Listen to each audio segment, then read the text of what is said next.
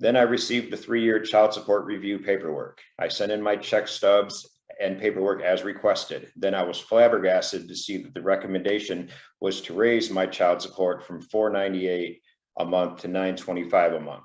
If my child support almost doubles, it will put a huge financial strain on me. I have no issue at He all. thought he had a 5-year plea deal locked in, but the judge had just noticed something in his record that would change everything.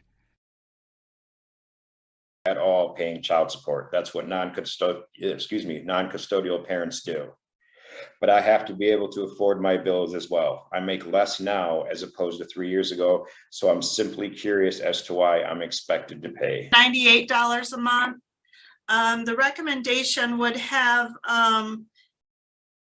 the defendant paying $872 child support, $53 ordinary medical, for a total of $925 for 2 children. All right, and sir, you objected to that? Yes, Your Honor, I do. All right, what's the reason for objecting? All right, I prepared a statement if I can read, if that's okay. All right. All right. Whitney and I separated in September of 2018, and I moved from the home in Fremont and basically lived in my office where I had been working as a bail bondsman since January of 2016. During this time, I was making decent money. And since I was living in my office, I was still paying all of Whitney's bills, her mortgage, utilities, car payment. I did this because I knew she would need time to get on her feet and didn't want my children and her other 4 children to possibly lose their home. While living in my office, I would drive up every other Saturday I was off work to see my boys in her home while she would run errands or just have alone time for herself. In March of 2019, I got an apartment in Comstock Park and informed her that I could no longer afford to pay all of her bills as I now had bills of my own. However, I did still pay some of her bills in lieu of child support as we had not been court ordered as at that time. I would drive up to Fremont Saturday morning and bring my boys to my apartment and return them to their mother on Sunday nights every other weekend. We had a custody/child support hearing in February of 2020, and that is where child support was established at $495 a month, and we agreed to determine visitation schedule on our own. That has never been an issue between us. As we all know, COVID-19 happened in March of 2020 and the stay-at-home orders began. I was furloughed from my employment. Assault with a prior conviction carries 2 to 10 years in prison, but today everyone in the courtroom believes this case is already settled. And was told to file for unemployment to survive. Our boys are both immunocompromised, so I stayed at home and only left to pick up my boys for visitation. This time I would get them 3 weekends in a row, and then 1 weekend they would stay with their mother. Child support was still paid and has not been an issue until this 3-year review. My bail bonds job never called me to come back, and in August of 2021, I started working at My Prime Logistics, which is a delivery partner for Amazon. However, my work schedule was Wednesday through Sunday. So Whitney and I changed my visitation schedule to Monday morning to Tuesday evening. In July of 2022, our boys were finally getting ready to start school for the first time. Since I had been at my job almost a year, they allowed me to switch my work schedule to Monday through Friday, so I could get our boys on Saturday morning to Sunday evening again. This schedule also allowed Whitney to work on the weekends that I had our boys while able to work while they were in school during the week. During this time, on top of child support, I was still paying some of her bills. I paid off the 2009 GMC Yukon that she drives to this day. It was in my name, but I knew this was her only mode of transportation. I signed over the title to her last month, April 2nd, 2023, to have her get it and to put in her name with her own insurance, so I wasn't paying that anymore. We do have a phone plan together in her name that I also have been paying, but our phones are paid off at the end of next month, and I will be getting my own plan at that time. The internet at her house is in my name, but she has been paying that on her own. I've been trying to get all of our finances separated this year. In February of this year, I moved into my girlfriend's house as my rent skyrocketed to $995 a month at the apartment. The rent, utilities, car payment, insurance, plus a couple of Whitney's bills were taking a huge financial toll on me. I pay half the bills where I live now, but it's a much bigger place. Then I received the 3-year child support review paperwork. I sent in my check stubs and paperwork as requested. Then I was flabbergasted to see that the recommendation was to raise my child support from $498 a month to $925 a month. Currently, I gross $800 a week, After taxes, medical insurance, and current child support, I clear roughly $500 a week. That gives me just enough to pay my half of rent, utilities, other household necessities, plus my car payment and insurance. If my child support almost doubles, it will put a huge financial strain on me. I have no issue at all paying child support. That's what non-custodial parents do. But I have to be able to afford my bills as well. I make less now as opposed to 3 years ago. So I'm simply curious as to why I'm expected to pay so much. All right, thank you. Ms. Evan, what income did you use for Mr. Hergenreder? He provided me the information of $20 an hour. So I used $20 an hour for 40 hours. Is that right, sir? That is correct. All right. So that's about 800 a week? Correct. All right. What were you making before when you worked for the bail bondsman? I started with a base pay of 15, and then you basically get commission based on how many people you bond out of jail. Oh, okay. Oh, really? Okay.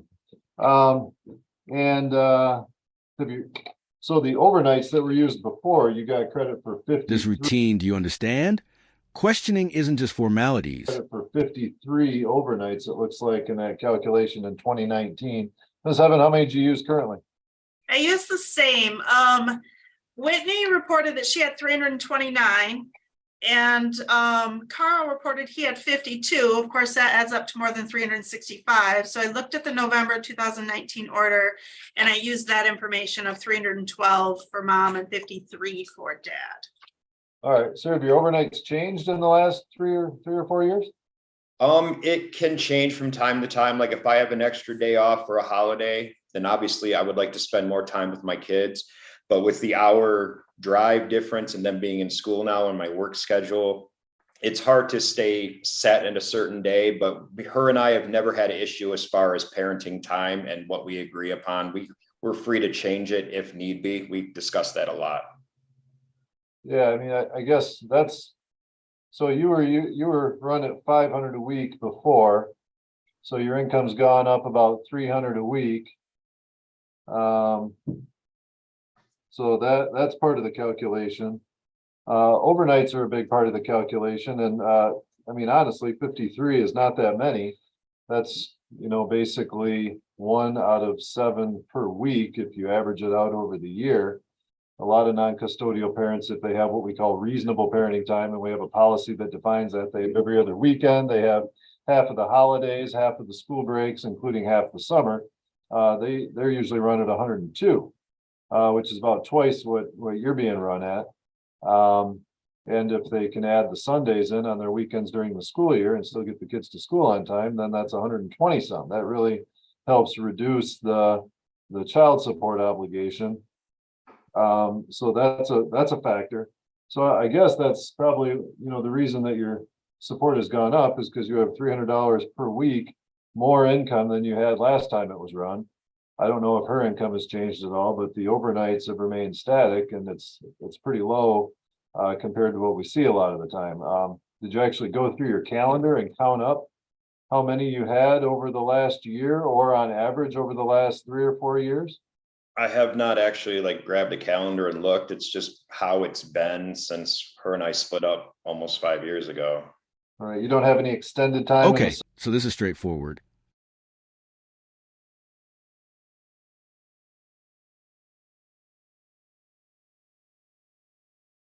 Extended time in the summer where you take them for a week at a time, or you don't have half of the Christmas break or anything like that one? I'm always at work Monday through Friday. Yeah. I don't know. That might be something to look into. Is having a more consistent schedule that included more overnights. Okay. I don't want to deter you from making a better wage, because you certainly do, and even if your support went up $300 or $400 a month, you're still making $1,200 a month more than you were. So it's not all, you still have more disposable income. Okay.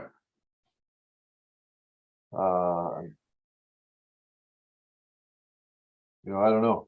Ms. Hergenreder isn't here. Do you know if what her thoughts were on the support obligation? Did you talk to her about it at all or not? We have not, she never brought it up to me. I didn't bring it up to her. I just felt it was better just to save it for the court and not kind of get into any sort of out of court legalities. Yeah, she would have gotten the same paperwork that you got and been Right. notified to appear. She does have the kids on Medicaid and food assistance, so the income in her house is low enough where she qualifies for those things. And that usually triggers a requirement that the court follow the recommendation from the child support guideline and setting support. I could adjourn this a little bit. I guess if you want to take some time and talk to her about it and see if you guys can come up with a different parenting time schedule and the parenting time. He wasn't just charged with assault. He was already on probation for attacking the same victim.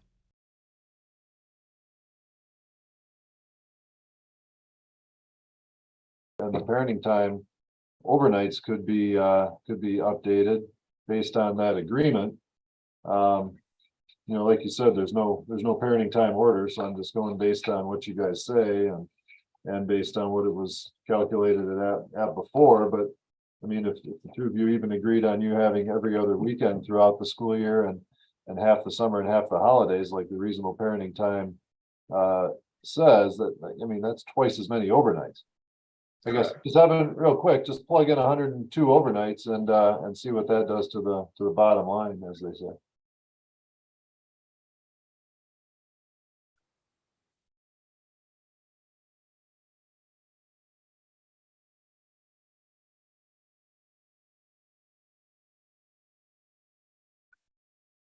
So that would reduce support to a total of 847 a month. Also, it doesn't do a lot, huh? Takes it down about $80 a month. Yeah, I mean, there's a huge difference between mom's income and dad's. She reports $13 an hour for 18 hours a week. So I ran her at that. Then I added 22 hours of minimum wage so that she had a total of 40 because she had no indication of why she didn't work full time. Okay, so you did use a full-time work week, but it was split between those two wages? Yeah, I mean, I could run it at 13 if you think that's appropriate, but I don't know. Where does she work at? Where does she work, sir? I honestly do not know. I know she drops off my boys at her ex's mom's house on Fridays, and then I pick them up from there Saturday morning when I wake up. And so she works somewhere out here in Grand Rapids. I think it's some kind of home health care thing, but I don't know because I just don't ask. I don't want to get in her business. We usually only talk if it's related to the children. Yeah, The lawyers want 5 years, but the judge is clearly not convinced. Is the judge going to reject the deal? Yeah, she's an in-home healthcare worker.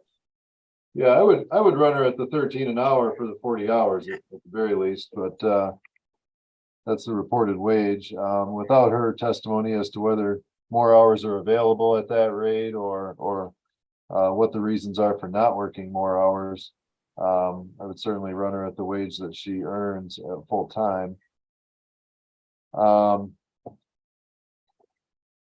See what that is.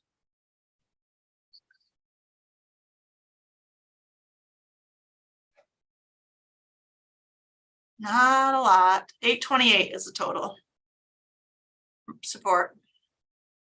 All right, so I guess that's about $100, sir, but unless you yeah, I don't know. I guess it's the income, the amount of time. I guess if you've had this job for a while, you've been paying a lesser amount for some period of time when you were making, the higher wage, and we don't go back in time usually and change support. We change it effective the date that the review was initiated or a motion was filed, so. Okay. All right, but I'll use that figure with with running mom at her full-time, at her wage, $828 per month, and That is with 102 overnights. Do you want it back? no, we got to use the 53 overnight Yeah. at this point. If you I change, forgot. if you change the overnights, I'll rerun it based on the overnights. But